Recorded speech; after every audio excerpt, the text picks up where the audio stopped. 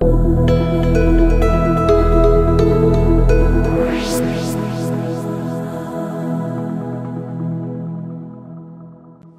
kubifuriza amahoro ya Kristo muri iki gitondo cy'uyu munsi. Turabakiriye mwebwe abakurikiranye Eden Temple International Live Sunday Service. Muri iki cyumweru ntabwo twabonye ubushobozi bwo kugira ngo dukore live worship and praise and worship, ariko nagira ngo mbakire muri aya materaniro y'uyu munsi tuganira ku ijambo ry'Imana. Ndashaka ko tuganira namwe ku magambo avuga ngo understanding who you are, cyangwa se kumenya uwo uriwe. Ubwoko bw'Imana, kumenya uwo uriwe ni ibintu by'ingenzi cyane cyane ko iyo utazi uwo uriwe ntabwo umenya naho, nuko ntabwo ushobora gutera imbere utazi uwo uriwe, ntabwo ushobora kumenya ni gute icyo uri cyo mu Mana. So muri iki gitondo cyangwa se uyu munsi nagira ngo tuganire ku ijambo rivuga ngo kumenya uwo uriwe. Umwami Yesu Kristo yabanye n'intumwa ze 12, azitoranya, bamwe basanze baroba arabatoranya, atoranya intumwa 12. Muri izo ntumwa 12 amarana nazo hafi imyaka 3, ari kumwe nazo bakora ibikorwa, babwiriza, bakora ibitangaza n'ibimenyetso byinshi cyane. Ariko ageze aho ngaho, iyo usomye ubutumwa bwiza nk'uko bwanditswe na Matayo mu gice cya 16 guhera ku murongo wa 13 kugeza ku murongo wa 20, Bibiliya iravuga ngo ageze i Galilaya y'i Kayisariya ngo ahindukirira abigishwa be arababaza ngo se abantu banyitane.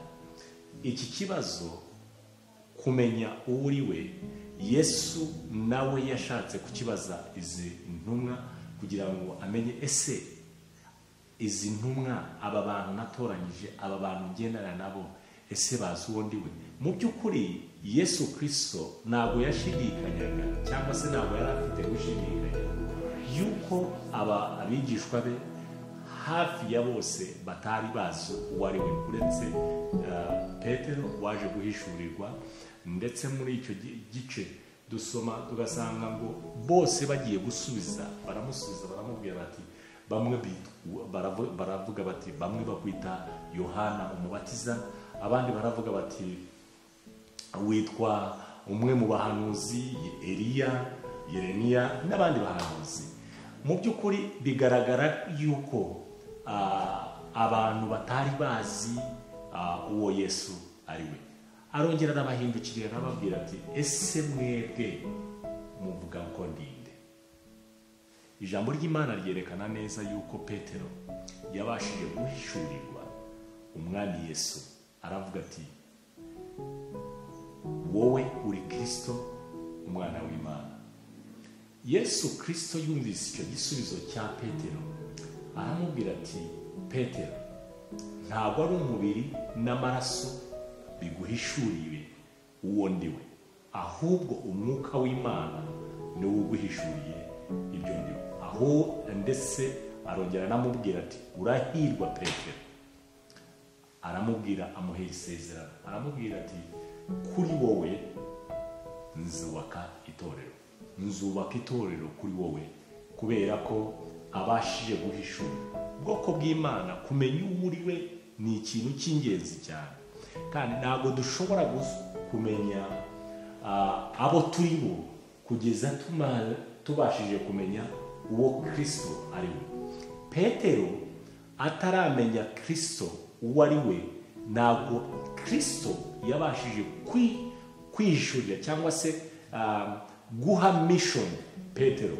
Ibi ngibi ni ibyangombwa. Iki kintu ni cyangombwa cyane ko tumenya uwabo turi bo muri Kristo Yesu. Ntabwo dushobora gusobanukirwa n'abo turi bo bukuri kiretse tubashije kubanza gusobanukirwa Kristo, noneho Kristo akadusobanura. Dusobanuka iyo twasobanukiwe na Kristo, noneho Kristo we ubwe akadusobanura. Petero yasobanuwe na Kristo, avuga yuko ari urutare, kandi kuri urwo rutare azubaka itorero. amuhereza irindi sezerano, aramubwira ati nzubaka itorero kuri wowe, ndetse n'amarembo y'ikuzimu ntabwo azabasha kurinyeganyeza. Bwoko bw'Imana, iyo tubashije gusobanukirwa abo turi bo muri Kristo Yesu, Kristo Yesu nawe ashobora kudusobanura. Niba ukeneye gusobanuka, sobanukirwa Kristo nawe agusobanura. Bwoko bw'Imana, iryo ni ijambo rya mbere. Ijambo rya kabiri, kunezerwa mu buzima. Unezerwa iyo wasobanukiwe uwo uri we. Kumenya uwo uri we, ntabwo ushobora kugira ibyishimo mu buzima kiretse ubashije kumenya icyo uri cyo, cyangwa se tuvuge uwo uri we. Bwoko bw'Imana, kumenya uwo uri we ni iby'ingenzi cyane kurusha kumenya icyo uri cyo. Abantu benshi cyane birukanka bashaka kumenya icyo bari cyo mbere y'uko basobanukirwa uwo bari we. Bwoko bw'Imana, ijambo ry'Imana riravuga mu butumwa bwiza bwa Yohana igice cya 15 umurongo wa 5. Yesu Kristo avuga amagambo akomeye cyane, aravuga ngo ndi umuzabibu, namwe mukaba amashami. Yesu niyo soko yacu, niwe giti, twebwe tukaba amashami. Avuga amagambo akomeye cyane, aravuga ngo nimuguma muri jye n'amategeko yanjye, inyigisho zanjye zikaguma muri mwebwe, musabe ikindi cyose mushaka muzagihabwa. Kubera iki? Kubera ko twagumye ku isoko. Ubwoko bw'Imana, ni ngombwa yuko dusobanukirwa abo turi kugira ngo tubashe kunezerwa mu buzima bwacu bwa buri munsi, ndetse tubashe no kuguma ku isoko. Bibiliya iravuga ngo abari muri Kristo Yesu, iyo ugiye no kureba mu isezerano rya kera muri Zaburi, aravuga ngo abo ngabo bazamera nk'igiti cyatewe ku mugezi, kubera ko kigoma kivomererwa, kigira amashami nk'ay'ibitonome, gihora cyera imbuto zacyo. Ni ngombwa yuko tuba dufite the source, our source that does not change with climate. Source yacu idahindurwa n'ibihe, bidahinduka, ibihe byacu bidahindurwa, kuba isoko yacu idashobora guhindurwa n'ibihe ni ikintu cy'ingenzi cyane. Bwoko bw'Imana, hari abumva yuko isoko yabo ari gakondo, ibisekuruza byabo. Pawulo yandikiye iki Abakorinto? Iyo usomye urwandiko rwa kabiri rw'Abakorinto, Pawulo yandikiye Abakorinto igice cya 5 uhereye ku murongo wa 16, ababwira amagambo akomeye cyane. Haleluya! Arababwira ngo niyo mpamvu tudakwiriye gukomeza gutekerezwa dukurikije ibisekuruza byacu, ngo nubwo ari uko twatekerezaga Kristo, ngo ariko ubu ngubu ntabwo ari uko tukimutekereza. Ariko iyo umuntu ari muri Kristo Yesu, aba yabaye icyaremwe gishya, ngo ibya kera biba bishize, ngo dore ibintu byose biba bihindutse bishya. Bwoko bw'Imana, ni gute ushobora kuba mushya mu buzima bwawe? Ni ukumenya Kristo, ntutekereze ukurikije ibisekuru byawe. Abantu bakunda kuvuga ngo uku nguku, ahangaha niho navukiye, iwacu nuko tubigenza, uku nguku niko zubakwa, namenyereye ibi ngibi. Muvandimwe, ntabwo tradition is your enemy of success. Uko ibintu ibyari biri ejo siko bimeze ubu ngubu, kandi ntabwo ariko bizaba bimeze ejo hazaza. Umuntu umwe ushobora kuba umwe yesterday cyangwa se ejo hashize, n'uyu munsi akaba ariko ari, n'ejo hazaza akaba ari uko ameze, ni Kristo wenyine. Niyo mpamvu tugomba kumwizera, kubera ko ntabwo ajya ahungabanywa n'ibihe, ntabwo ajya ahinduka. Ijambo ry'Imana riravuga mu Baheburayo ngo uko yari ari ejo na n'uyu munsi niko ari, kandi niko azahora iteka ryose. Ni ngombwa rero, bwoko bw'Imana, mwebwe mukurikiye kino kiganiro, ko mumenya yuko ni ngombwa ko tugomeza kuba ku isoko. Isoko ninde? Ni Kristo. Iyo uri muri Kristo ashobora kugusobanura nk'uko nabivuze. niho dukura umunezero wacu, niho dukura kubaho kwacu. Ubwoko bw'Imana twebwe ntabwo turi abacu kugira ngo twigenge, turi aba Kristo. Ijambo ry'Imana riravuga mu Befeso, Paulo yandikiye Abefeso mu rwandiko, Paulo yandikiye Abefeso mu gice cya 2 umurongo wa 10, aravuga ngo kubera ko turi abo yaremye, ituremeye imirimo myiza muri Kristo Yesu kugira ngo tuyigenderemo. Ni haleluya. Kristo yadutoranyije kera, aturemera imirimo myiza muri we kugira ngo twebwe tuyigenderemo. Mu yandi magambo, aya magambo yenda gusa n'amagambo yanditse muri Yeremiya igice cya 1 umurongo wa 5, aho ijambo ry'Imana ryerekana yuko Imana yari izi Yeremiya ataraba n'urusoro mu nda ya nyina, ngo Imana imutoranya kugira ngo abe umuhanuzi uhanurira amahanga. Imana irakuzi utaraba n'urusoro mu nda ya mama wawe. Niyo soko. Petero yanditse urwandiko rwa mbere mu gice cyawo cya 2 umurongo wa 9, aravuga ngo muri ishyanga ryera, abantu Imana yirongeye kugira ngo mwamamaze ishimwe ry'abahamagaye. Ntabwo uri igikoko, ntabwo uri cyo bakwita ko uri cyo, uri ishyanga ryera, uri ubwoko bwatoranijwe. Kandi abantu bashaka kwigereranya amakosa yabo, ibyaha baciyemo, ibibazo bagiye bacamo, indwara arwaye, ibyo bamubwiye yuko bamutongereye iwabo. Nagira ngo mubwire ngo situation yose, ibyago, inzara, kwambara ubusa, kuburara, kutagira urara, cyangwa se indwara waba urwaye, amateka yawe, ibyo waciyemo byose ntabwo bishobora gusobanura icyo uri cyo. Icyo uri cyo urasobanutse. Ijambo ry'Imana rivuga rite muri Yohana, ubutumwa bwiza nk'uko bwanditswe na Yohana igice cya 1 umurongo wa 12. Haleluya. Ijambo ry'Imana riravuga ngo abamwizeye bakizera izina rye yabahaye ubushobozi bwo kuba abana b'Imana.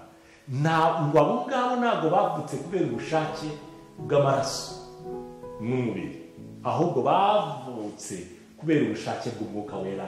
Haleluya.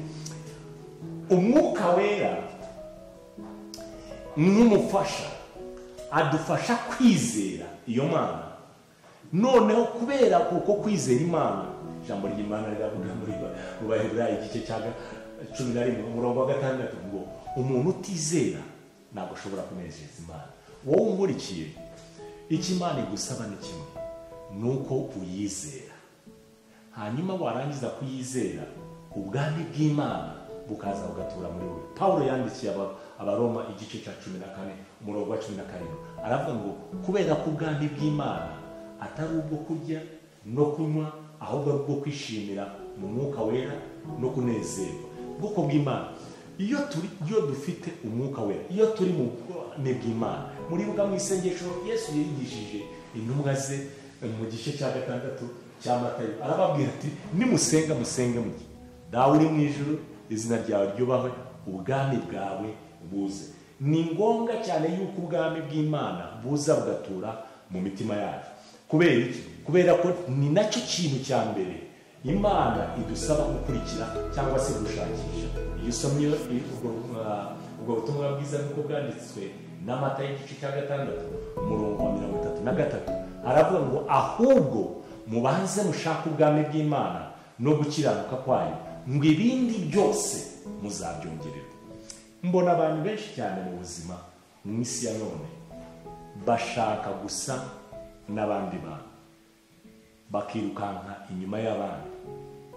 Nagira ngo mugire inama mwene data, niba ushaka gusa n'abandi, nta bandi biteguye kureka gusa nk'uko basa kugira ngo base nawe. Niyo mpamvu rero ugomba gusa uko Imana yashatse kusa. Niyo mpamvu ugomba kuba uwo Imana yashatse uba we. Kubera iki? Kuba icyo Imana ishaka kuba cyo biruta cyane kuba icyo abantu bashaka ko uba cyo. Kuba icyo Imana ishaka kuba cyo kuba uwo Imana ishaka kuba uri we ni iby'igiciro cyinshi cyane kurusha ibyo abantu bashaka ko uba byo, cyangwa se icyo ibihe bishaka ko uba cyo. Ntuzigere usobanura ubuzima bwawe ukurikije n'ibihe urimo. Jya usobanura ubuzima bwawe ukurikije n'icyo ijambo ry'Imana rivuga ku buzima bwawe, kubera ko icyo ijambo ry'Imana rivuga ku buzima bwawe ni icy'agaciro gakomeye cyane kandi kigufitiye inyungu nyinshi kurusha ibyo abantu bavuga bashaka kukwita cyangwa se iby'ibihe bishaka kukugira byo. Bwoko bw'Imana, nshaka gusoza najya mu kubaza ibibazo. Ese isoko yawe ni iyihe? Ese uzi uwo uri we, cyangwa se ibyo ushaka kuba byo byagize imbaraga nyinshi cyane bituma utakaza uwo uri we mu Mana?